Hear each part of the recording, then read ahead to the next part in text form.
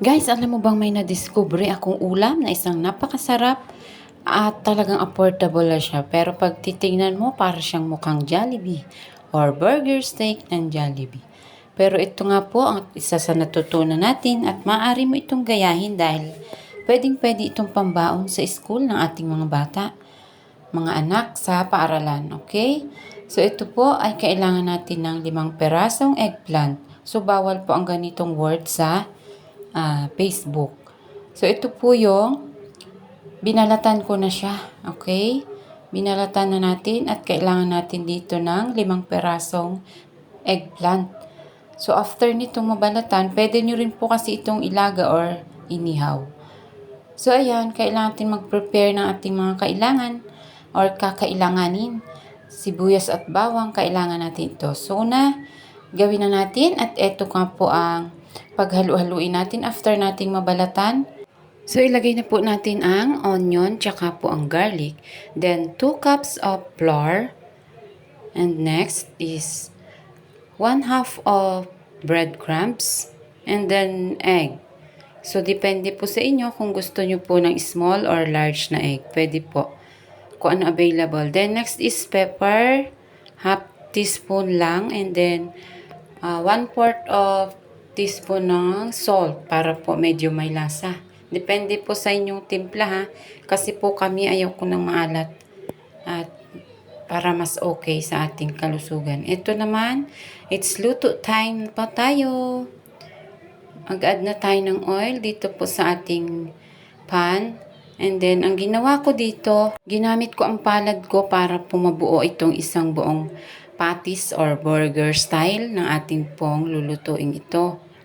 So, depende po kung kayo ay may sukatan or pwede rin po ang inyong pong mga palad gamit ang inyong palad. Okay? Ulit-ulit. At syempre, hindi mawawala na kapartner ng steak natin ay ang gravy. So, gamit po ang mushroom. Lagyan natin ito ng 2 slice of butter. Ayan. So, kailangan natin itong gisahin maigi para po mas luto siya talaga. So, lagyan naman natin ito ng 2 cups of water para po medyo dumami ang ating pong gravy. Dahil po medyo marami tayong kakain. Ayan. Add naman natin ito ng 1/2 cup of flour and then pepper. Then, next natin ay ang soy sauce. So, kailangan natin dito ng mga konti-konti lang na panglasa, okay? At paghalo-haluin lang ang ito at lagyan natin ng beef cubes. Kalahati lang po ang ginamit ko. Ayan na, luto na po tayo. At lagyan na po natin itong ibabaw or toppings ng ating pong steak.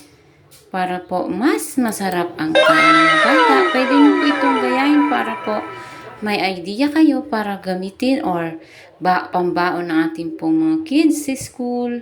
Ayan po ang kabuuan ng ating pong niluto ngayong araw. At syempre, hindi papahuli dito ang ating mga kids. Kauna-unahang sa akala nila ay burger steak ng Jollibee. So, ayan, very good daw ang mami. Diba? At syempre, marami tayong natira dito or mga nakasashay na atin pong mga ginamit na ingredients. So, para ma-save ang kanila pong sealed, kailangan natin gamitan ito ng clip. So, kung gusto nyo pong bumili ng ganito, ito po ay napakaganda at napakamura lamang.